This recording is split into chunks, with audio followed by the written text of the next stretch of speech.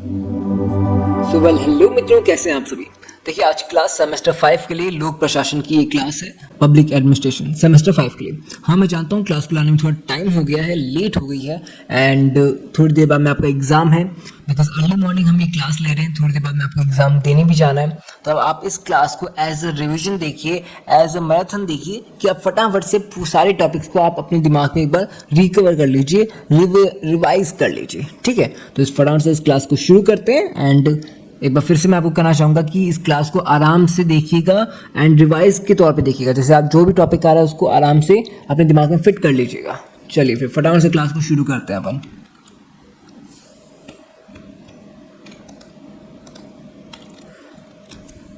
तो ये सबसे पहला हमारा जो प्रश्न है वो है एमसीक्यू का प्रश्न यूनिट 1 से। एंड प्रश्न है, तुलनात्मक लोक प्रशासन का संबंध मुख्यतः किससे है। तुलनात्मक लोक प्रशासन का संबंध मुख्यतः किससे है। तो दो या अधिक देशों के प्रशासन से। किसका तुलना की बात हो रही थी, तो तुलना कहाँ होती है, दो या दो से ज्यादा के लिए। तो तुलना दो या दो से अधिक देशों के प्रशासन से। ठीक है, नेक्स्ट क्वेश्चन पे आते हैं फ्रांस से। नेक्स्ट क्वेश्चन है, FW रिक्स किस उपागम से जुड़े हैं। FW रिक्स ये जुड़े हैं पारिस्थितिकीय उपागम से।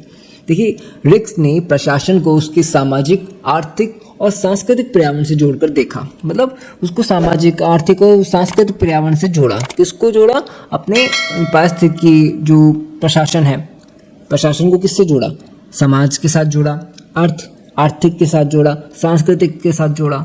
उन्हें पारिस्थितिकी उपागम का प्रमुख प्रवर्तक माना जाता है। किसको माना जाता है, FW रिक्स को। चलिए फिर नेक्स्ट क्वेश्चन है, प्रिज्मेटिक सोसाइटी किसका मॉडल है। ये रिक्स का मॉडल है। रिक्स ने फ्यूज्ड प्रिज्मेटिक डेफ्रिकेटेड मॉडल दिया था। एंड प्रिज्मेटिक समाज संक्रमणकालीन समाज को दर्शाता है। किसको दर्शाता है, संक्रमणकालीन जो समाज है उसको दर्शाता है। चलिए फिर नेक्स्ट क्वेश्चन है अपना, हेट्रोजेनिटी का संबंध किससे है। इसका संबंध है विविधता से। हेट्रोजेनिटी का अर्थ सामाजिक, आर्थिक और सांस्कृतिक विविधता से, जो प्रिज्मेटिक समाज की विशेषता है। चलिए फिर फटाफट से अपन देखते हैं ना। तुलनात्मक प्रशासन समूह यानी CAG की स्थापना किस संगठन से जुड़ी हुई है। यह जुड़ी हुई है American society for public administration संगठन से। ठीक है, इतना बड़ा जो नाम है ना अमेरिकन रिलेटेड, ये किससे जुड़ा हुआ है, तुलनात्मक प्रशासन समूह से जुड़ा हुआ है, CAG से। चलिए फिर नेक्स्ट क्वेश्चन है, विकासशील देशों में किसका प्रभुत्व अधिक होता है। सामान्यज्ञ का। किसका, सामान्यज्ञ का। देखिए, विकासशील देशों में सामान्य प्रशासकों का प्रभुत्व अधिक होता है, जबकि विकसित देशों में विशेषज्ञता जो होती है ना उनकी प्राथमिकता दी जाती है। चलिए नेक्स्ट क्वेश्चन पे आते हैं अपन। आगे लघुत्मक प्रश्न पे भी बात करेंगे हम, है ना। डिफ्रैक्टेड सोसाइटी किसे कहते हैं, यानी जो डिफ्रैक्टेड सोसाइटीज हैं उन्हें आधुनिक विकसित समाज कहा जाता है। क्या कहा जाता है, आधुनिक विकसित समाज। चलिए फिर नेक्स्ट क्वेश्चन है, तुलनात्मक प्रशासन की प्रगति में रिक्स ने कौन सा शब्द प्रयोग किया। इडियोग्राफिक। कौन सा, इडियोग्राफिक। रिक्स ने इडियोग्राफिक, विशिष्ट अध्ययन और नोमोथेटिक, सामान्य सिद्धांत निर्माण शब्दों का प्रयोग किया। ठीक है, चलिए फिर नेक्स्ट क्वेश्चन है, पारिस्थितिकीय उपागम का मूल विचार क्या है। देखिए, इसका आंसर है प्रशासन को पर्यावरण से जोड़ना। देखिए, पारिस्थितिकी की बात आ रही है ना, तो वहाँ पे पर्यावरण की बात आती है। तो बात की थी ना, रिक्स ने जोड़ा था, तो रिक्स ने, FW रिक्स ने तो प्रशासन को पर्यावरण से जोड़ा। चलिए फिर, फ्यूज्ड सोसाइटी की विशेषता क्या है। कार्यों का मिश्रण। क्या है इसका आंसर, कार्यों का मिश्रण। फ्यूज्ड समाज परंपरागत समाज है जहाँ संस्थाओं में स्पष्ट विभाजन नहीं होता। चलिए फिर नेक्स्ट क्वेश्चन पे आते हैं। कुछ रिक्सतान देख लेते हैं यूनिट 1 के। प्रिज्मेटिक समाज का सिद्धांत FW रिक्स ने दिया था। विकसित समाज में प्रशासन में विशेषज्ञता को प्राथमिकता दी जाती है। ठीक है, और जो एक और बात की थी अपने सामान्यज्ञता, वो तो अलग समाज के अंदर बात की जाती है। एंड विकसित समाज में विशेषज्ञता पर प्राथमिकता दी जाती है ना। एक होता है विकासशील और एक होता है विकसित। विकासशील आगे ना नीचे अपना नेक्स्ट क्वेश्चन भी सामान्य वाला ही है, विकासशील देश वाला, है ना। चलिए फिर नेक्स्ट है, पारिस्थितिकी उपागम प्रशासन को उसके पर्यावरण से जोड़कर देखता है। ठीक है, तुलनात्मक प्रशासन का उद्देश्य विभिन्न देशों की प्रशासनिक व्यवस्थाओं का तुलनात्मक अध्ययन करना है। क्या बात समझ में आई आपको, कि तुलनात्मक प्रशासन का उद्देश्य विभिन्न देशों की प्रशासनिक व्यवस्थाओं का तुलनात्मक अध्ययन करना है। यानी कि जो प्रशासनिक व्यवस्था है, लाइक इंडिया का प्रशासन है और फ्रांस का प्रशासन, इनकी व्यवस्थाओं के अंदर हम तुलना कर रहे हैं, अंतर कर रहे हैं, है ना। चलिए फिर अब फटाफट से यूनिट 1 के कुछ लघुरात्मक प्रश्न देख लेते हैं, आपका रिवीजन हो जाएगा। अगर अभी तक कुछ नहीं भी पढ़ा है तो आपको कुछ टॉपिक्स जो है पॉइंट्स हैं यहाँ से याद कर लेने, ठीक है। देखिए फर्स्ट क्वेश्चन है, तुलनात्मक लोक प्रशासन की अवधारणा एवं विशेषताओं का वर्णन कीजिए। तुलनात्मक लोक प्रशासन की वह शाखा है जिसमें विभिन्न देशों की प्रशासनिक व्यवस्थाओं का तुलनात्मक अध्ययन किया जाता है। इसका उद्देश्य प्रशासनिक संरचना, प्रक्रियाओं और कार्य प्रणाली को समझकर सामान्य सिद्धांत विकसित करना है। यानी कि उनकी प्रक्रियाओं को समझेगा, उनकी कार्य प्रणाली को समझेगा, फिर एक सामान्य सिद्धांत क्रिएट करेगा, बनाएगा। यह केवल वर्णनात्मक अध्ययन तक सीमित नहीं रहता बल्कि विश्लेषणात्मक और वैज्ञानिक दृष्टिकोण अपनाता है। मतलब सिर्फ इसका वर्णन नहीं करता है बल्कि उसके विश्लेषण निकालता है, यानी कि उसका एनालिसिस निकालता है, रिपोर्ट निकालते हैं ना, वो रिपोर्ट निकालता है। वैज्ञानिक दृष्टिकोण करता है, यानी वैज्ञानिक तौर तरीकों से भी समझता है कि भाई क्या फैक्ट इसके अंदर यूज हो रहे हैं, क्या ऐसे तरीके हैं जिससे ये सक्सेस है या फिर अनसक्सेसफुल है ना। यह वैज्ञानिक एवं अनुभवजन्य अध्ययन पद्धतियों को अपनाता है। इसका उद्देश्य सामान्य सिद्धांतों का निर्माण करना है। यह प्रशासन को उसके पर्यावरण के संदर्भ में समझता है। यह अंतर विषय दृष्टिकोण को प्रोत्साहित करता है। यह प्रशासनिक सुधार और विकास में सहायक होता है। देखिए आप इसको ऐसे समझ सकते हो कि तुलनात्मक लोक प्रशासन का मतलब है दो या दो से अधिक देशों की प्रशासनिक व्यवस्था की तुलना करना। हम ये देखते हैं किस देश में प्रशासन कैसे काम करता है, क्यों करता है। इसका उद्देश्य सिर्फ जानकारी लेना नहीं होता बल्कि सामान्य सिद्धांत बनाना भी होता है। यह वैज्ञानिक तरीकों के तथ्यों पर आधारित काम करता है, समाज और संस्कृति को इससे जोड़ता है। तो सरल भाषा में आप इसको ये समझिए कि बस दो अलग अलग प्रशासनों की तुलना हो रही है ना। चलिए यहाँ पे जैसे चित्र में आपको दिखाई दे रहा होगा, प्रणाली ए, प्रणाली बी एक जगह पे विकसित है, एक जगह पे विकासशील है, तो इनकी तुलना की जा रही है कि इनके बीच में तुलना क्या है। नेक्स्ट क्वेश्चन है, तुलनात्मक लोक प्रशासन की प्रगति का वर्णन कीजिए। देखिए तुलनात्मक लोक प्रशासन की प्रगति बहुआयामी है और यह आदर्शात्मक से अधिक यथार्थवादी अध्ययन पर आधारित है। यानी कि रिक्स के अनुसार इसका अध्ययन इडियोग्राफिक और नोमोथेटिक दोनों प्रकार का होता है। ठीक है, दो वर्ड हैं आपके, कौन से वर्ड आए, इडियोग्राफिक और नोमोथेटिक। यह प्रशासन को अलग थलग न देखकर सामाजिक, आर्थिक और सांस्कृतिक कारकों से जोड़ता है। इसकी प्रकृति विश्लेषणात्मक, व्याख्यात्मक और पर्यावरणीय होती है। ठीक है, प्रकृति की बात की ना, तो देखिए प्रकृति कितनी प्रकार की हुई, विश्लेषणात्मक, व्याख्यात्मक, पर्यावरणीय। ठीक है, चलिए फिर नेक्स्ट क्वेश्चन पे आते हैं अपन। ठीक है, तुलनात्मक लोक प्रशासन के क्षेत्र एवं महत्व की व्याख्या कीजिए। तुलनात्मक लोक प्रशासन का क्षेत्र अत्यंत व्यापक है क्योंकि इसमें विभिन्न देशों की प्रशासनिक संस्थाओं, नीतियों और नियंत्रण व्यवस्थाओं का अध्ययन किया जाता है। मतलब संस्थाओं के बारे में, उनकी नीतियों के बारे में, वो नियंत्रण कहाँ तक फैला हुआ है, कैसा है, उसकी व्यवस्थाओं का अध्ययन किया जाता है। यह लोकतांत्रिक संस्थाओं का कार्यपालिका, न्यायपालिका, प्रशासनिक नियंत्रण तंत्र को समझने में सहायक होता है। ठीक है, यानी कि ओवरऑल सरकार समझ जाती है, पूरा का पूरा प्रशासन का ढांचा समझ जाता है। ठीक है, और ये महत्व कैसे, तो भाई यह प्रशासनिक सुधारों के लिए आधार प्रदान करता है कि भाई हमें बाकी देशों की कमियां पता चलेगी ना उनके प्रशासन में, तो हम अपने देश में उनको सुधार कर पाएंगे। मतलब एक तो सुधार के लिए भी बहुत इंपॉर्टेंट होता है, महत्व है ना। यह अध्ययन क्षेत्र को अंतर्राष्ट्रीय स्तर तक विस्तृत करता है। यह प्रशासन को वैज्ञानिक दृष्टिकोण प्रदान करता है। यह नीति निर्माण और क्रियान्वयन में उपयोगी सिद्ध होता है। ठीक है, चलिए फिर नेक्स्ट क्वेश्चन पे आते हैं। FW रिक्स के प्रिज्मेटिक साला मॉडल की व्याख्या कीजिए। ये क्वेश्चन आ सकता है, आप चित्र बनाना चाहें तो चित्र बना करके भी इसको दर्शाएंगे तो शायद कुछ एक्स्ट्रा पॉइंट्स मिल जाएं। ठीक है, नंबर्स मिल जाएं। FW रिक्स ने प्रशासन के अध्ययन को सामाजिक संरचना से जोड़ते हुए फ्यूज्ड, प्रिज्मेटिक और डिफ्रेक्टेड समाज का मॉडल प्रस्तुत किया। ठीक है, प्रिज्मेटिक समाज संक्रमणकालीन समाज को दर्शाता है जिसमें परंपरागत और आधुनिक दोनों विशेषताएं पाई जाती है। फ्यूज समाज परंपरागत और अविभाजित संरचना को दर्शाता है। यानी फ्यूज वाला किसको दिखा रहा है, परंपरागत और अविभाजित। प्रिज्मेटिक समाज संक्रमणकालीन स्थिति को समझाता है। डिफ्रेक्टेड किसको दिखाता है, समाज आधुनिक और विशेषज्ञतापूर्ण संरचना का प्रतिनिधित्व करता है। प्रिज्मेटिक समाज में औपचारिकता और व्यवहार में अंतर पाया जाता है। ठीक है, चलिए फिर देखिए आपको ये अभी ऐसा लग रहा है कि टिपिकल लग रहा होगा, बट मैं इसको आपको यही कहूँगा, आप चाहे तो उस वीडियो को पॉज करके इसको खुद पढ़ोगे ना तो ज़्यादा अच्छे से समझ में आएगा और ये भी समझ में आएगा कि आपको आंसर लिखना कैसे है, क्या पॉइंट्स हैं, क्या टॉपिक्स आप आंसर के अंदर ऐड कर सकते हो, है ना। ये देख लीजिएगा। सामाजिक अनुसंधान की विशेषताओं का वर्णन कीजिए। छोटी सी क्लास है, ज़्यादा बड़ी अपन नहीं करेंगे, आधी 1 घंटे की क्लास खत्म करेंगे। ठीक है, ताकि आप फटाफट से इसको लास्ट टाइम में रिवाइज कर सको। सामाजिक अनुसंधान की विशेषताओं का वर्णन कीजिए। देखिए सामाजिक अनुसंधान, इसमें इस तरह ये समझिए कि इस उपागम का अर्थ है प्रशासन को उसके पर्यावरण से जोड़कर रखना। ठीक है, प्रशासन को उसके पर्यावरण से जोड़कर रखना। प्रशासन अकेला काम नहीं करता, समाज, अर्थव्यवस्था, संस्कृति सब उससे प्रभावित करते हैं। रिक्स ने कहा प्रशासन और पर्यावरण एक दूसरे से जुड़े हुए हैं।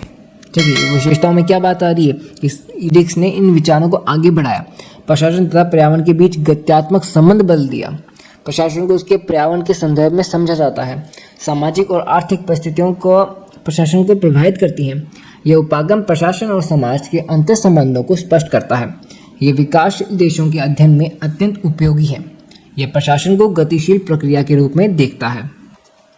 ठीक है, चलिए फिर नेक्स्ट क्वेश्चन है विकासशील समाजों के प्रशासन की प्रमुख विशेषताएं लिखिए। तो देखिए इसको आप ऐसे समझ लेना, जैसे ही क्वेश्चन आए विकासशील समाजों के प्रशासन की प्रमुख विशेषताएं, आपके सामने पॉइंट्स लिखा हुआ है, मैं इसको थोड़ा सा एक्सप्लेन कर रहा हूँ कि इन देशों पर औपनिवेशिक प्रभाव दिखाई देता है। कौन सा औपनिवेशिक प्रभाव? यहाँ सामान्य प्रशासक अधिक होते हैं, विशेषज्ञ कम होते हैं। कौन से? सामान्य प्रशासक अधिक होते हैं, कहाँ पर? विकासशील में। विशेषज्ञ कम होते हैं। राजनीतिक हस्तक्षेप अधिक होता है, कहाँ पर? विकासशील समाज में राजनीतिक हस्तक्षेप अधिक होता है। संसाधनों की कमी भी बड़ी समस्या होती है। प्रशासन को राष्ट्र निर्माण और विकास दोनों संभालना पड़ता है, यानी कि राष्ट्र निर्माण तो संभालना ही पड़ेगा, साथ में विकास भी संभालना पड़ता है, इसलिए चुनौतियां अधिक होती हैं। टॉपिक्स आपके सामने, पॉइंट्स आपके सामने लिखे हुए, आप इनको लिख सकते हैं, मैंने आपको थोड़ा एक्सप्लेन कर दिया है। चलिए फिर नेक्स्ट समझते हैं विकसित समाजों के प्रशासन की विशेषताओं की वर्णना कीजिए। विकासशील की बात की, अब विकसित की बात करते हैं। इन दोनों का अंतर भी आ सकता है क्वेश्चन में, विकसित और विकासशील के बीच का अंतर, तुलना आ सकता है क्वेश्चन का, तो क्वेश्चन को अच्छे से देख लीजिएगा ना। देखिए विकसित देशों में विशेषज्ञता को महत्व दिया जाता है। किसको? विशेषज्ञता को। भर्ती योग्यता के आधार पर होती है। राजनीतिक हस्तक्षेप कम होता है। प्रशासन स्थिर और पेशेवर होता है। जनता की भागीदारी अधिक होती है और विकेंद्रीकरण को अपनाया जाता है, यानी दक्षता, नैतिकता और संतुलन इनकी पहचान है। ठीक है, चलिए फिर विकास प्रशासन और प्रशासनिक विकास में अंतर स्पष्ट कीजिए। देखिए इसको अभी समझिए, अपनी मेरी भाषा में समझिए। विकास प्रशासन का मतलब है विकास योजनाओं को लागू करना। ठीक है, जैसे गरीबी हटाना, शिक्षा बढ़ाना, स्वास्थ्य सुधारना।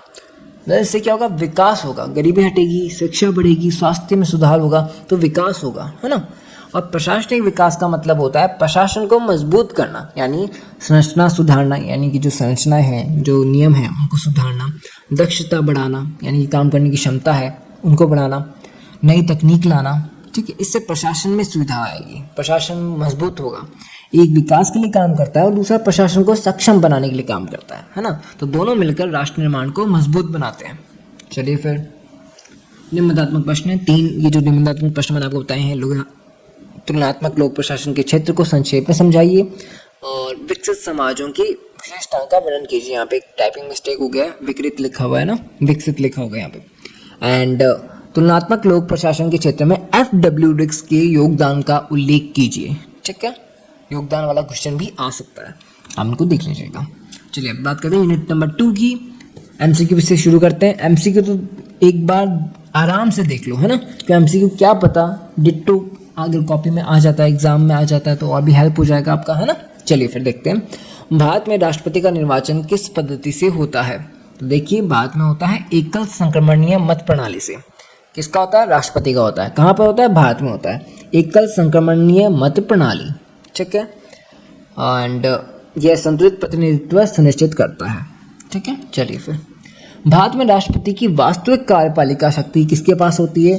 मंत्रिपरिषद के पास होती है। देखिए मंत्रिपरिषद और मंत्रिपरिषद का नेता, मंत्रिपरिषद पे जो हेड होता है वो होता है अपना प्रधानमंत्री। प्रधानमंत्री भी तो संभालता है ना। मतलब भारत में राष्ट्रपति की वास्तविक कार्यपालिका तो कौन है? मंत्रिपरिषद है। और मंत्रिपरिषद को ऑर्डर देने का काम कौन करता है? ऑर्डर देने का काम करता है प्रधानमंत्री। वैसे राष्ट्रपति भी ऑर्डर देते हैं, बट भारत के जो नियम हैं उनके अनुसार राष्ट्रपति से अलावा भी जो प्रधानमंत्री है, प्रधानमंत्री का भी खूब उनका सहयोग रहता है, भूमिका रहती है। ठीक है, तो कार्यपालिका का आंसर क्या होगा? मंत्रिपरिषद। चलिए फिर अमेरिकी राष्ट्रपति का कार्यकाल कितने वर्षों का होता है? भाई इंडिया की बात नहीं हो रही, इंडिया में 5 साल का होता है। ठीक है, बट अमेरिका में कार्यकाल 4 वर्ष का होता है तथा अधिकतम 2 बार ही वो चुना जा सकता है। मतलब अमेरिका को ऐसा कोई राष्ट्रपति नहीं होगा जो 3 बार चुन गया, ऐसा नहीं है। सिर्फ 2 बार ही चूज किया जा सकता है, 2 बार ही राष्ट्रपति बन सकता है। ठीक है, चलिए फिर नेक्स्ट क्वेश्चन पे अपन आते हैं। पॉकेट वीटो का संबंध किस देश से है?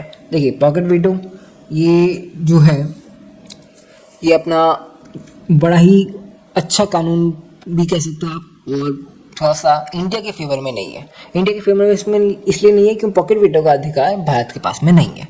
इसमें क्या होता है कि मान लीजिए कोई नियम लिया जा रहा है अंतर्राष्ट्रीय तौर पर यानी इंटरनेशनल तौर पर, जिसके अंदर ऐसा निर्णय जो किसी के हित में है किसी के अहित में है, तो वहाँ पे क्या किया जाता है, वोटिंग की जाती है कि भाई आप बता दीजिए मानना है नहीं मानना है। 5 जनों ने वोट अलग किया, 5 ने अलग किया, 6 ने अलग किया, मतलब इससे वोटिंग हो जाती है और वोटिंग का जो रिजल्ट आता है उसको मान लिया जाता है।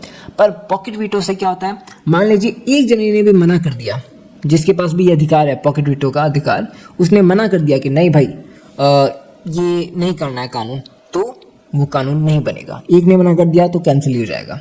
पॉकेट वीटो का अधिकार वो होता है। एंड पॉकेट वीटो अमेरिकी राष्ट्रपति की विशेष शक्ति है जिसमें वह 10 दिन तक विधेयक पर हस्ताक्षर न करके उसे निरस्त कर सकता है। ठीक है, वैसे ही वो पॉकेट वीटो एक तरीके से जो अधिकार है वह अमेरिकी राष्ट्रपति से रिलेटेड है, अमेरिका की जो संविधान है वहाँ पे रिलेटेड है। बट इसका जो दूसरा रूप मैं बता रहा था अभी आपको, वो इंटरनेशनल तौर पर संयुक्त राष्ट्र संघ में देखा जाता है। ठीक है, यहाँ पे हम बात कर रहे हैं अपने लोक प्रशासन की, तो लोक प्रशासन के अंदर अमेरिका के पास में ये अधिकार है। ठीक है, चलिए फिर वो बात मैं संयुक्त राष्ट्र संघ की करने लग गया था बीच में, बट जो अभी बात हो रही है वो हो रही है अपने संयुक्त राष्ट्र अमेरिका की। ठीक है, चलिए फिर संसदीय शासन प्रणाली की प्रमुख विशेषता क्या है? देखिए ऑप्शंस देखिए,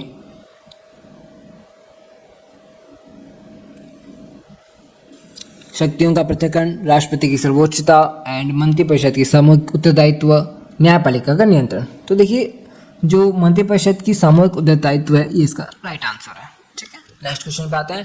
अमेरिका में राष्ट्रपति के चुनाव हेतु न्यूनतम कितने इलेक्टोरल वोट आवश्यक हैं? कितने इलेक्टोरल वोट आवश्यक है भाई बताइए, जल्दी से कमेंट करके बताइए कि कितने इलेक्टोरल वोट आवश्यक है। आपके सामने आंसर है, फिर तो बता ही सकते हो।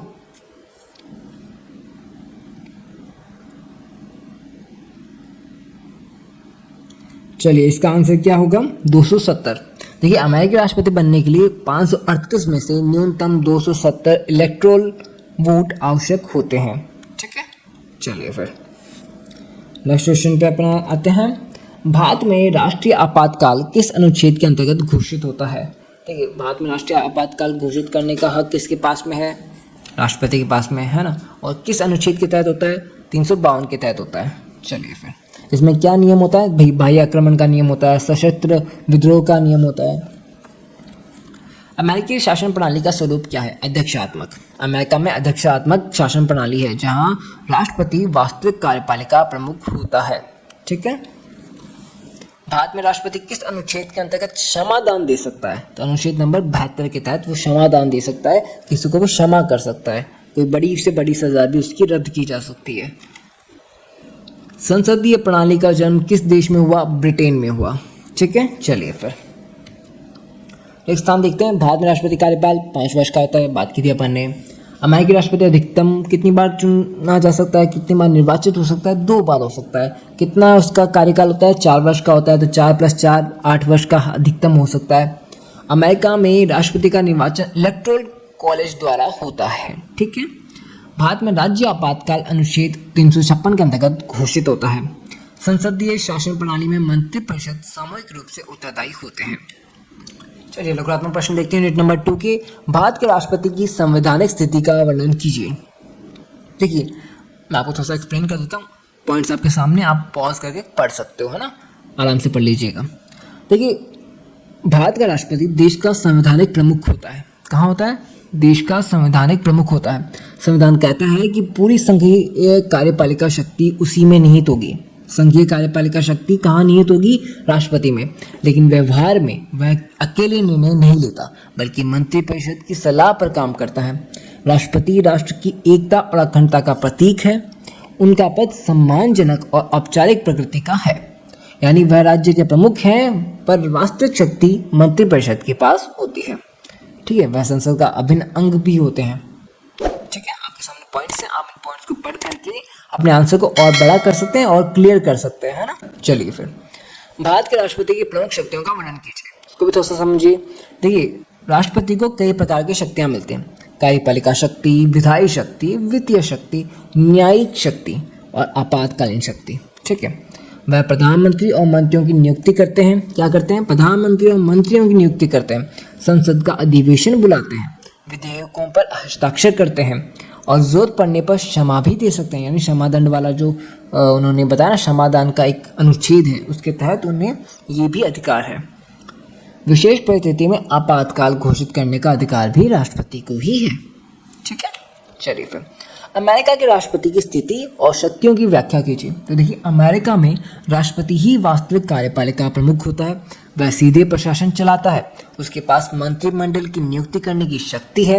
वह विधेयकों पर वीटो लगा सकता है। वीटो बताया ना कि किसी भी विधेयक को 10 दिनों के अंदर ही कैंसिल कर सकता है। ठीक है, वह सशस्त्र बलों का सर्वोच्च सेनापति होता है।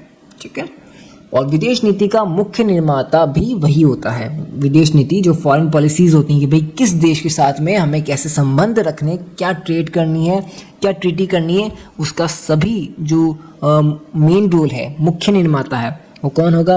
अमेरिका का राष्ट्रपति होगा। यानी अमेरिका में राष्ट्रपति बहुत शक्तिशाली और सक्रिय पद है। ठीक है, भारत में तो क्या है, इतना सक्रिय नहीं है कि मंत्रिमंडल काम कर रहा है, प्रधानमंत्री काम कर रहा है, तो राष्ट्रपति का इतना सक्रिय रोल नहीं होता है। बट अमेरिका के राष्ट्रपति का सक्रिय रोल होता है और शक्तिशाली रोल होता है। ठीक है, संसदीय शासन प्रणाली की विशेषताओं का वर्णन कीजिए। देखिए, इसको ऐसे समझिए, मंत्रिपरिषद वास्तविक कार्यपालिका होती है। ठीक है, और वह संसद के प्रति उत्तरदायी रहती है। प्रधानमंत्री सरकार का वास्तविक प्रमुख होता है। कार्यपालिका और विधायिका आपस में जुड़े होते हैं। अगर सरकार अच्छा काम न करे तो अविश्वास का प्रस्ताव से उसे हटाया जा सकता है। ये प्रणाली लचीली और उत्तरदायी मानी जाती है। तो संसद की शासन प्रणाली की विशेषताएं क्या है कि प्रधानमंत्री वास्तविक कार्यपालिका प्रमुख होता है, सरकार अविश्वास प्रस्ताव से हटाई जा सकती है, राज्य प्रमुख का पद प्राय औपचारिक होता है ना। तो बहुत अच्छी अच्छी विशेषताएं हैं इनकी, आप देख सकते हो, पढ़ सकते हो ना।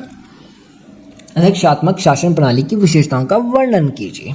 अध्यक्षात्मक शासन प्रणाली, तो देखिए, इस प्रणाली में राष्ट्रपति ही वास्तविक कार्यपालिका का प्रमुख होता है। वह विधायिका से अलग रहता है। यहाँ शक्तियाँ स्पष्ट पृथक्करण होती हैं। राष्ट्रपति निश्चित कार्यकाल के लिए चुना जाता है, उसे हटाना आसान नहीं होता। यानी राष्ट्रपति को हटाने के लिए बहुत मेहनत करनी पड़ती है, कई तरह के बिल पास कराने पड़ते हैं। कैबिनेट राष्ट्रपति के प्रति उत्तरदायी होती है, इसलिए यह प्रणाली स्थिर और स्पष्ट नेतृत्व होती है। चलिए, नेक्स्ट क्वेश्चन है, संसदीय और अध्यक्षात्मक शासन प्रणाली में अंतर स्पष्ट कीजिए। तो संसदीय प्रणाली में कार्यपालिका संसद के प्रति उत्तरदायी होती है। अध्यक्षात्मक प्रणाली में दोनों अलग अलग होते हैं। संसदीय प्रणाली में प्रधानमंत्री प्रमुख होता है एंड अध्यक्षात्मक प्रणाली में राष्ट्रपति प्रमुख होता है। संसदीय व्यवस्था में सरकार गिर सकती है, लेकिन अध्यक्षात्मक प्रणाली में कार्यकाल निश्चित होता है। यही दोनों के बीच मुख्य अंतर है। ठीक है, चलिए फिर, मतलब संसद के अंदर तो सरकार गिर सकती है अप्रस्ताव के तहत, बट अध्यक्षात्मक में कार्यकाल निश्चित है, उससे पहले हटा ही नहीं सकता सरकार को। ओके, भारत में आपातकालीन शक्तियों का वर्णन कीजिए। तो देखिए, भारत में आपातकालीन शक्तियां पहले लगाएगा कौन? राष्ट्रपति लगा सकता है। ठीक है, कौन से अनुच्छेद के तहत? आप कमेंट करके बताइएगा। मैंने लास्ट में बताया था आपको। ठीक है, मतलब शुरुआत में बताया था वीडियो के, याद है अभी तक? देखिए, भारतीय संविधान में 3 प्रकार के आपातकाल हैं: राष्ट्रीय आपातकाल, राज्य आपातकाल और वित्तीय आपातकाल। विशेष परिस्थितियों में राष्ट्रपति इन्हें घोषित कर सकता है। आपातकाल के समय केंद्र सरकार की शक्तियां बढ़ जाती है, यानी सारी शक्तियां केंद्र सरकार के तहत आ जाती हैं। मतलब राज्य को भी जो अधिकार मिले हुए ना, वो अधिकार अब कम हो जाते हैं, सारी अधिकार अब आ जाते हैं केंद्र के अंदर, केंद्र सरकार के पास में, और राज्यों की शक्तियां सीमित हो जाती हैं। यह व्यवस्था देश की सुरक्षा और स्थिरता बनाए रखने के लिए बनाई गई है। चलिए फिर नेक्स्ट क्वेश्चन है, भारत और अमेरिका के राष्ट्रपति के पद की तुलनात्मक विवेचना कीजिए। देखिए, भारत में राष्ट्रपति संवैधानिक प्रमुख है, जबकि अमेरिका में राष्ट्रपति वास्तविक कार्यपालिका प्रमुख होता है। भारत में मंत्रिपरिषद वास्तविक शक्ति का प्रयोग करती है, जबकि अमेरिका में राष्ट्रपति स्वयं प्रशासन चलाता है। ठीक है, देखिए, भारत में राष्ट्रपति संवैधानिक प्रमुख है, लेकिन वास्तविक शक्ति मंत्रिपरिषद के पास होती है। भारत में संसदीय प्रणाली है, अमेरिका में अध्यक्षात्मक प्रणाली है। इसलिए दोनों देशों में राष्ट्रपति की स्थिति और शक्तियाँ काफ़ी अलग है है ना, ये आप आराम से इसको पढ़ लीजिए। चलिए फिर नेक्स्ट क्वेश्चन पे आता है। तो देखिए नेक्स्ट अपने 3 निबंधात्मक प्रश्न है। भारत के राष्ट्रपति की शक्तियों एवं कार्यों की विवेचना कीजिए, ये क्वेश्चन बन सकता है। एंड संयुक्त राज्य अमेरिका में राष्ट्रपति की शक्तियों कार्यों की विवेचना की है, या तो भारत का राष्ट्रपति पूछेगा या अमेरिका का राष्ट्रपति पूछेगा, ये क्वेश्चन आ सकता है। ब्रिटिश संसदीय व्यवस्था की विशेषताओं और गुण एवं दोषों की व्याख्या कीजिए, यानी ब्रिटिश की जो संसद व्यवस्था है ना, जो भारत ने अपना रखी है, वो व्याख्या करनी है। चलिए इकाई नंबर 3 यानी यूनिट नंबर 3 के इंपॉर्टेंट क्वेश्चंस पे आते हैं। इससे पहले आप वीडियो में आगे बढ़ें, चैनल को वीडियो को लाइक कर दीजिए, चैनल को सब्सक्राइब कर दीजिए। चलिए नेक्स्ट क्वेश्चन पे आते हैं। एमसीक्यूज हैं यूनिट 3 के। ब्रिटेन की प्रशासनिक व्यवस्था का आधार क्या है? देखिए इसका आधार है संसद के अधिनियम एवं परंपराएं। ओके चलिए, ट्रेवलियन नॉर्थ कोर्ट रिपोर्ट किससे संबंधित है? यह है ब्रिटिश सिविल सेवा सुधार से संबंधित। 1854 यानी 1854 की ट्रेवलियन नॉर्थ कोर्ट रिपोर्ट ने ब्रिटेन में योग्यता आधारित भर्ती की नींव रखी और सिविल सेवा को पेशेवर बनाया। ठीक है, चलिए फिर ये सिविल सेवा से रिलेटेड है। ओके, ब्रिटिश सिविल सेवा की प्रमुख विशेषता क्या है? देखिए सिविल सेवा से रिलेटेड जितने भी क्वेश्चन होते हैं ना, वो लोक प्रशासन में ही आते हैं। लोक प्रशासन का नाम ही एक तरह से समझिए सिविल सेवा से रिलेटेड है। यूपीएससी का फुल फॉर्म भी तो यही है ना। तो वही तो बात हो रही, लोक प्रशासन की बात हो रही है, लोक सेवा की बात हो रही है। ब्रिटिश सिविल सेवा की प्रमुख विशेषता क्या है? राजनीतिक तटस्थता। तटस्थता क्या होता है, इसका मतलब बताऊं? देखिए तटस्थता का मतलब होता है ना इस तरफ की बात करना ना उस तरफ की बात करना, दोनों तरफ झुकाव नहीं बनना, मतलब अपना जो ना किसी की बुराई करना ना किसी की अच्छाई करना, आप बीच वाले हो, तटस्थ रहते हो।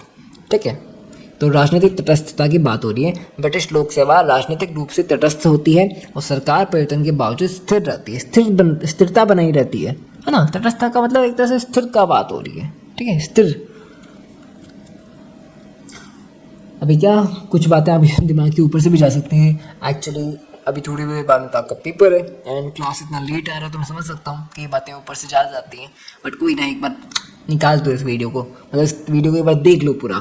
कुछ ना कुछ अगर दिमाग में सेट हो भी गया ना, तो थोड़ी बहुत ही हेल्प होती है ना, तो मुझे अच्छा लगेगा कि यार। बट हाँ, ये तो गलत बात हो गई कि लेट आई है क्लास, कोई ना, अगली बार अगले सेमेस्टर में हम इससे बेटर करेंगे, ये मेरा डेफिनेटली वादा है आपके साथ। ओके, अगले सेमेस्टर में जब आप आओगे तब आपके साथ जो हम कह रहे हैं ना, इतना अच्छा कार्यक्रम करेंगे, इतना अच्छा मतलब क्लासेस लेकर आएंगे ताकि आपको भी मज़ा आए, हमें मज़ा आए, है ना। चलिए फिर, अमेरिका में स्पॉइल सिस्टम का अर्थ क्या है? इसका अर्थ है विजेता दल द्वारा नियुक्ति।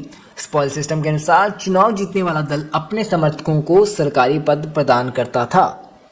ठीक है, चलिए फिर, यानी अपने समर्थकों को सरकारी पद प्रदान कर रहा है जीतने के बाद में, ये तो स्पॉइल सिस्टम हो गया। चलिए फिर नेक्स्ट है पेंडलटन एक्ट 1883 किससे जुड़ा है? यानी कि पेंडलटन एक्ट जो है, अधिनियम है, ये 1883 का जो है, ये अमेरिका की मेरिट प्रणाली से जुड़ा हुआ है, सिविल सेवा की प्रणाली से। फ्रांस को प्रशासकीय राज्य क्यों कहा जाता है? प्रशासनिक न्याय व्यवस्था विकसित है। ठीक है, फ्रांस में प्रशासनिक कानून और राज्य परिषद जैसी संस्थाएं अत्यंत विकसित हैं, जिससे उसे प्रशासकीय राज्य कहा जाता है। यानी कि वहाँ पे डेवलप्ड है, क्या है, प्रशासन बहुत अच्छे से बना हुआ है ना। चलिए फिर, चीन में प्रशासन का मूल सिद्धांत क्या है? लोकतांत्रिक केंद्रीकरण। यानी चीन की प्रशासनिक व्यवस्था लोकतांत्रिक केंद्रीकरण के सिद्धांत पर आधारित है। नेपाल की प्रशासनिक व्यवस्था किस प्रकार की है? संघात्मक लोकतांत्रिक गणराज्य। कैसी है? संघात्मक लोकतांत्रिक गणराज्य। ब्रिटेन में लोक सेवक किसके सेवक माने जाते हैं? क्राउन के।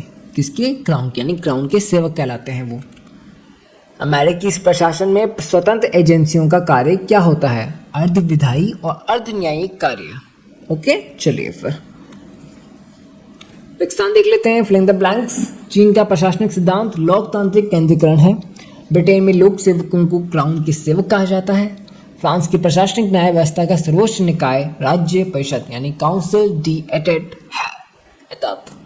एंड नेक्स्ट क्वेश्चन है अपना, अमेरिका में योग्यता आधारित भर्ती प्रणाली को पेंडलटन एक्ट द्वारा लागू किया जाता है। ब्रिटिश सिविल सेवा सुधार की आधारशिला ट्रेवलियन नॉर्थ कोर्ट रिपोर्ट है 1854 में। ठीक है, नेक्स्ट क्वेश्चन अपना लघुरात्मक वाला, प्रशासनिक व्यवस्था की अवधारणा एवं सामान्य विशेषताओं का वर्णन कीजिए। तो देखिए, प्रशासनिक व्यवस्था का मतलब है वह पूरा ढांचा जिसके माध्यम से देश में नीतियां बनती है और लागू होती हैं, वो होती है प्रशासनिक व्यवस्था। इसमें मंत्रालय विभाग, लोक सेवा विभाग और आयोग विभाग शामिल होते हैं। यह संविधान और कानून के आधार पर काम करती है। राज्य की रोजमर्रा के कार्य इसी के द्वारा पूरे होते हैं। किस द्वारा? राज्य प्रशासनिक व्यवस्था के द्वारा। और इसमें उत्तरदायित्व और नियंत्रण जो है वो दोनों ही बहुत महत्वपूर्ण हो जाते हैं। ठीक है, चलिए फिर आपके सामने आंसर है, आप इसको एक बार पढ़ लीजिएगा, रीड कर लीजिएगा।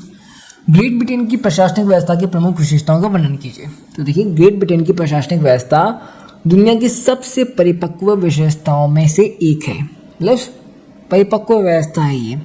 यह संसदीय प्रणाली और संवैधानिक राजतंत्र पर आधारित है। यहाँ की लोक सेवा राजनीतिक रूप से तटस्थ और स्थायी होती है, बढ़ती योग्यता के आधार पर होती है, संसद प्रशासन पर प्रभावी नियंत्रण रखती है और मंत्री और अधिकारी मिलकर काम करते हैं। ठीक है। अमेरिका की प्रशासनिक व्यवस्था की विशेषताओं की व्याख्या कीजिए। तो देखिए, अमेरिका की प्रशासनिक व्यवस्था संघीय और अध्यक्षात्मक प्रणाली पर आधारित है। यहाँ विभागों, स्वतंत्र एजेंसियों की संरचना विविध और विस्तृत है। अमेरिकी प्रशासन संगठित ढांचे पर आधारित है। यह अध्यक्षात्मक शासन प्रणाली के अंतर्गत कार्य करता है। स्वतंत्र एजेंसियां महत्वपूर्ण भूमिका निभाती हैं। मेरिट प्रणाली द्वारा भर्ती की जाती है ना। चलिए फिर फ्रांस की प्रशासनिक व्यवस्था अगला क्वेश्चन है। तो देखिए, फ्रांस का प्रशासन अत्यधिक केंद्रीकृत है। यह प्रशासनिक कानून पर आधारित है। राज्य परिषद प्रशासनिक न्याय की सर्वोच्च संस्था है। उच्च सिविल सेवा बहुत प्रभावशाली होती है। प्रशासन के निर्णय विविध नियंत्रण में रहते हैं। प्रशासन जो है सरकार के साथ घनिष्ठ समन्वय में काम करती है। चीन की प्रशासनिक व्यवस्था, देखिए, चीन का प्रशासन साम्यवादी विचारधारा पर आधारित है। यहाँ लोकतांत्रिक केंद्रीकरण का सिद्धांत लागू है। कम्युनिस्ट पार्टी प्रशासन को प्रभावित करती है। नीतियाँ पार्टी की दिशा में बनती हैं। केंद्रीकरण को विशेष महत्व दिया जाता है और अनुशासन बहुत सख्त होता है। ठीक है, चलिए फिर नेपाल की, तो नेपाल की बात हो रही तो नेपाल में संघात्मक लोकतांत्रिक गणराज्य है। यहाँ प्रशासन संविधान के आधार पर चलता है। संघ, प्रांत और स्थानीय स्तर पर शक्तियों का विभाजन है। लोक सेवा तंत्र प्रशासन का आधार है। लोकतांत्रिक मूल्यों को महत्व दिया जाता है। विकास मुख्य लक्ष्य होता है ना। ब्रिटेन और अमेरिका, तो देखिए, ब्रिटेन में संसदीय प्रणाली है, अमेरिका में अध्यक्षात्मक प्रणाली है। ब्रिटेन की लोक सेवा राजनीतिक रूप से तटस्थ है। अमेरिका में राष्ट्रपति का प्रभाव अधिक है। अमेरिका में स्वतंत्र एजेंसियां बहुत महत्वपूर्ण भूमिका निभाती हैं और दोनों देश की संरचना और नियंत्रण प्रणाली अलग अलग है।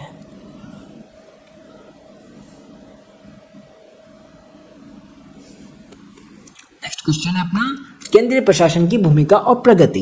देखिए, केंद्रीय प्रशासन राष्ट्रीय स्तर पर नीतियां बनाता है और उन्हें लागू करता है। यह मंत्रालयों और विभागों के माध्यम से काम करता है। समन्वय और नियंत्रण की इसकी भूमिका है। लोक सेवा इसका आधार होती है। चलिए, ये 3 प्रश्न हैं जो इनसे रिलेटेड बन सकते हैं। ठीक है, एंड देन अपन यूनिट नंबर 4 को देखते हैं।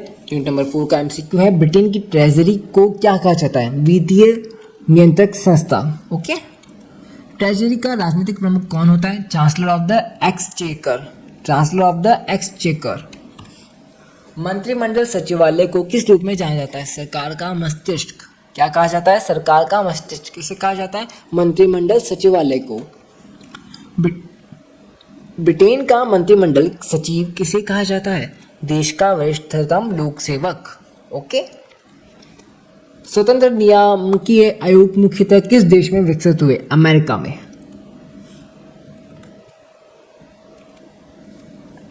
आयोगों का क्या कहा जाता है? यानी स्वतंत्र नियामकीय जो आयोग होते हैं उनको क्या कहा जाता है? शासन की शीर्षहीन शाखा। शासन की शीर्षहीन शाखा। अमेरिकी स्वतंत्र आयोगों के सदस्य किसके द्वारा नियुक्त किए जाते हैं? राष्ट्रपति के द्वारा नियुक्त किए जाते हैं। ब्रिटेन की ट्रेजरी की स्थापना शाखा का मुख्य कार्य क्या है? वेतन और सेवा शर्तों का निर्धारण करना। मंत्रिमंडल सचिवालय का एक प्रमुख कार्य क्या है? मंत्रिमंडल बैठकों का आयोजन करना। अमेरिकी राष्ट्रपति का कार्यालय जो कार्यालय है किस उद्देश्य से स्थापित किया गया? प्रशासनिक सहायता और नीति संबंध से रिलेटेड। ठीक है, ब्रिटेन की केंद्रीय वित्तीय संस्था ट्रेजरी है। वरिष्ठतम लोक सेवक America, chancellor of the exchequer, शासन की शीर्ष शाखा। वही जो MCQs में बात हुई उसी से रिलेटेड कुछ फिलिंग द ब्लैंक्स हैं। ये इसलिए बताया गया है ताकि ये दिखाना चाहता था मैं कि कुछ एमसीक्यूज ऐसे भी हैं जो आपकी फिल इन द ब्लैंक्स में कन्वर्ट हो जाते हैं, है ना, ऐसे जैसे कि आपको सामने दिख रहा है वैसे, है ना। चलिए फिर ये कुछ लघुत्मक प्रश्न है, जैसे कि ब्रिटेन की ट्रेजरी की संरचना। देखिए, ब्रिटेन की ट्रेजरी देश की केंद्रीय वित्तीय संस्था है। यही संस्था सरकार की आय और व्यय का नियंत्रण करती है। इसका राजनीतिक प्रमुख चांसलर ऑफ द एक्सचेकर होता है। ट्रेजरी राष्ट्रीय बजट बनाती है, मंत्रालयों के खर्च की समीक्षा करती है और ये सुनिश्चित करती है कि पैसा सही दिशा में और अनुशासन के साथ खर्च हो। यानी ब्रिटिश प्रशासन की वित्तीय रीढ़ ट्रेजरी ही होती है। ओके, ट्रेजरी का मतलब समझ रहे हैं। ट्रेजरी मतलब वहाँ जब पैसा इकट्ठा होता है, बैंक की तरह बात हो रही है ट्रेजरी, है ना। एक तरह से लोकर समझो जिसके अंदर पैसा इकट्ठा है, पैसा रखा गया है। ब्रिटेन के मंत्रिमंडल सचिवालय की भूमिका। देखिए, मंत्रिमंडल सचिवालय सरकार के उच्च स्तर पर समन्वय स्थापित करता है। ये कैबिनेट बैठकों की तैयारी करता है, निर्णयों को दर्ज करता है, उन्हें संबंधित मंत्रालयों तक पहुंचाता है ना। ये वह प्रधानमंत्री को प्रशासनिक सलाह भी दे सकता है, मंत्रालयों के बीच समन्वय स्थापित कर सकता है।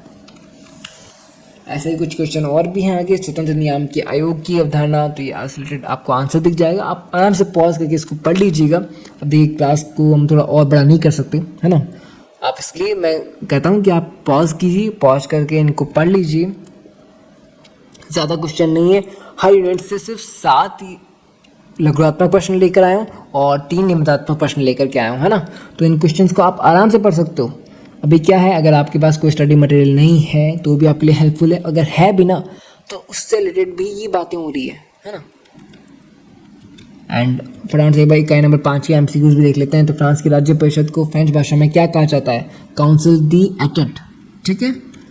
फ्रांस की राज्य परिषद का मुख्यालय कहाँ स्थित है? पेरिस के अंदर स्थित है। ऑम्बुड्समैन की उत्पत्ति किस देश से हुई? स्वीडन से हुई, प्रारंभ में 1809 के अंदर से। ठीक है। एंड ऑम्बुड एंड लोकपाल, ऐसे कुछ और भी एमसीक्यूज हैं आगे। आप आराम से इनको वीडियो को पॉज करो, इनको पढ़िए, इनका आंसर देखिए, व्याख्या पढ़िए। अगर अभी भी आपके पास टाइम है, अगर आप अर्ली मॉर्निंग उठ करके क्लास ले रहे हैं, मैं तो कहता हूँ अगर आप इसको जल्दी क्लास ले लेते हो तो और भी अच्छी बात है। एक बार रिवाइज हो जाएगा, है ना। इंपॉर्टेंट क्वेश्चन हैं एंड बड़े ही अच्छे क्वेश्चन है ना। स्टैंडर्ड वाले क्वेश्चंस कहते हैं ना, तो स्टैंडर्ड वाले क्वेश्चंस हैं लाइक इसके अंदर हर यूनिट के वो जो कोर यानी मुख्य बिंदु होते हैं ना, उन मुख्य बिंदुओं की बात हो रही है ना। मेरे पास अभी इतना टाइम नहीं बचा, वरना मैं पक्का इन्हें अच्छे से एक्सप्लेन करता।